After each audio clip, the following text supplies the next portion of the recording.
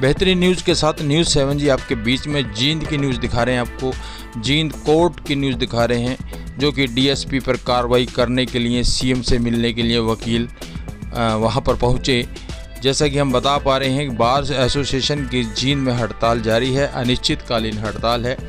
DSP गीतिका जाखड़, जो कि महिला थाने के अंदर हैं, इनके खिलाफ मुकदमा दर्ज करने की मांग को लेकर जींद से तबादला करने की मांग को लेकर वकीलों का प्रतिनिधिमंडल वीरवार को पंचकुला में मुख्यमंत्री से मिलने भी पहुंच गया। वकील महिला थाना व डीएसपी के किए दुर्व्यवहार की शिकायत को लेकर कार्रवाई करने की मांग की। 14 वकीलों का प्रतिनिधिमंडल रात लगभग 11 बजे डीएसपी के खिलाफ वकीलों का बार एसोसिएशन में धरना जारी रहा और आगे भी ऐसे ही रहेगा। जिला बार एसोसिएशन के प्रधान राकेश मलिक, जो कि प्रधान हैं, उन्होंने कहा है कि जब तक डीएसपी पर कार्रवाई नहीं होगी ये अनिश्चितकालीन हड़ताल रहेगी। सारे मामले की अगर जो हम बात करते हैं तो महिला थाना, जो कि वहाँ पर गीतिका जो जाखड़ है वहाँ पर, तो उन्होंने एक अधिवक्ता साथी के साथ एएसआई ने दुर्व्यवहार किया है, इसकी शिकायत एसपी से की, तो उन्होंने उनके साथ अच्छे व्यवहार से बात करवाने के लिए डीएसपी गीतिका जाखड़ के पास भेज दिया। डीएसपी ने उनकी सुनने की बजाय उनके साथ दुर्व्यवहार किया और उन्होंने कहा कि अगर एक पुलिस अधिकारी का बार एसोसिएशन के प्रधान तथा अधिवक्ता के साथ ऐसा व्यवहार है तो आम जन के साथ कैसा बर्ताव करते होंगे ये लोग। वकीलों की हड़ताल के कारण प्रतिदिन जिले के तीनों बारों में 1500 से ज़्यादा मामलों की सुनवाई नहीं हो पा रही है। धरने पर एडवोकेट सभी स्ट्राइक पर है। तो बने रहिए हमारे चैनल के अंदर, आगे की कार्रवाई सुनिए। सर, अगर मैं स्टार्टिंग से इसके बारे में बताऊं तो आपको हमारी एक महिला एडवोकेट हैं सुमन लता जी, उनका अपने पड़ोसी के खिलाफ कोई शिकायत थी, तो वो शिकायत लेकर के मैडम गए थे महिला थाना के अंदर और उनके साथ हमारे वकील साथी पवन ढिल्लों जी और अरविंद लाठ, ये दोनों और गए थे। तो वहाँ जाने के बाद जो मैडम डील कर रहे थे उनका नाम था एएसआई नीलम। तो मैडम एएसआई नीलम ने जब उनसे बातचीत कर रहे थे तो वहाँ भी कॉम्प्रोमाइज़ की, जैसे दूसरी पार्टी के साथ काफ़ी सारी बातें हुई। लेकिन जब मैडम एएसआई जो नीलम थी वहाँ पे, उन्होंने जो हमारे साथी वकील थी सुमन लता जी, उनकी बाजू पकड़ करके और बहुत बुरा व्यवहार करके उनको बोला कि चलो अंदर, आपके खिलाफ भी पर्चा दर्ज करते हैं। इससे क्या था कि क्योंकि वो कंप्लेनेंट थे और ऐसा बिहेव वो अगर जब वकीलों के साथ कर सकते हैं तो आम पब्लिक के साथ कैसा करते होंगे। तो हमारे वकील साथी ने, जो पवन ढिल्लों है, उन्होंने बोला कि जी ऐसा है मैडम, ये वकील हैं और इस मामले में ये कंप्लेनेंट भी हैं, तो प्लीज कृपा करके आप तमीज से बिहेव कीजिए।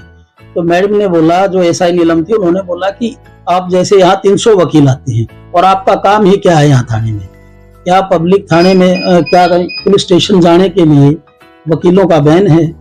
अगर वकील ही पुलिस स्टेशन नहीं जाएंगे अपनी बातों को लेकर, अपने क्लाइंट्स के साथ या अपने मुकदमों को लेकर, तो और कौन जाएगा? और जब ये हमारे साथ ऐसा बिहेव कर सकते हैं तो पब्लिक के साथ कैसा करते होंगे, हम ये सोच के हमें बहुत ज्यादा हैरानी है।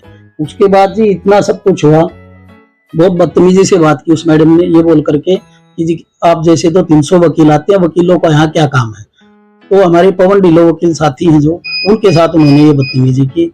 उन्होंने इसकी जो एप्लीकेशन थी वो एसपी साहब को मुंह की और एक आईजी साहब को इसकी मेल की।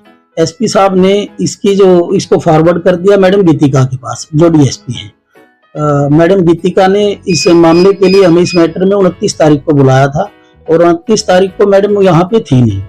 29 तारीख के बाद मैडम ने हमें 30 तारीख को दोबारा फिर बुलाया था। तो हम 1:15 बजे के करीब मैडम के पास गए। हम 5-6 साथी थे जो उस टाइम वहाँ पे थे। मैं था, संदीप पावा थे, अरविंद लाठर जी थे और मैडम सुमन लता भी थे और पवन ढिल्लों जी थे। हम 5-6 साथी थे वहाँ पे। जब हमने अपनी बात स्टार्ट की, मैडम ने बोला कि जी बताइए क्या बात है।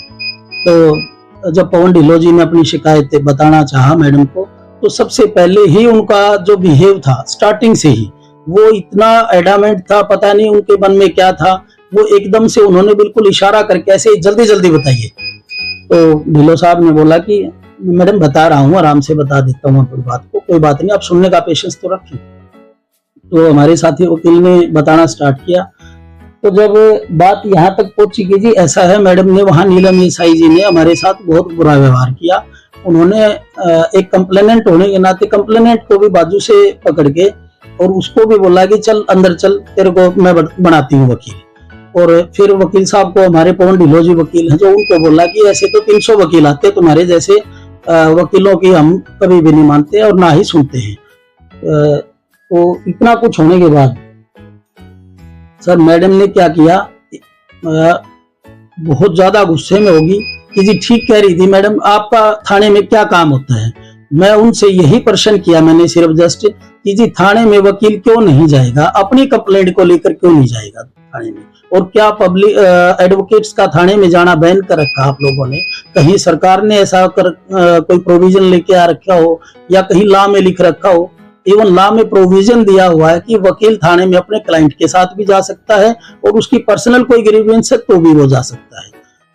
एकदम से अग्रेसिव होकर के और हम सभी वकील साथियों को गेट लॉस्ट बोल के और बोला कि अरेस्ट देम, इतना कह करके हम लोग उठ के हम चलने लगे। लेकिन मैडम ने अपने पुलिसकर्मी जो भी थे वहां पे ऑफिशियल्स थे, उनको एकदम से ऑर्डर दिया कि अरेस्ट देम। वो सारे के सारे हमारी चारों तरफ जो भी 5-6 वहाँ पे पुलिसकर्मी थे, शायद उस टाइम इतने थे 6-7 तो वो सारे के सारे वहाँ पे आ गए। उन्होंने एकदम से हमारा घेरा बना लिया और हमें रॉन्गफुल इलीगल कन्फाइन कर दिया वहाँ पे। उसके बाद हम जैसे भी वहाँ से निकल करके और एसपी साहब के पास गए इस मैटर को लेकर के।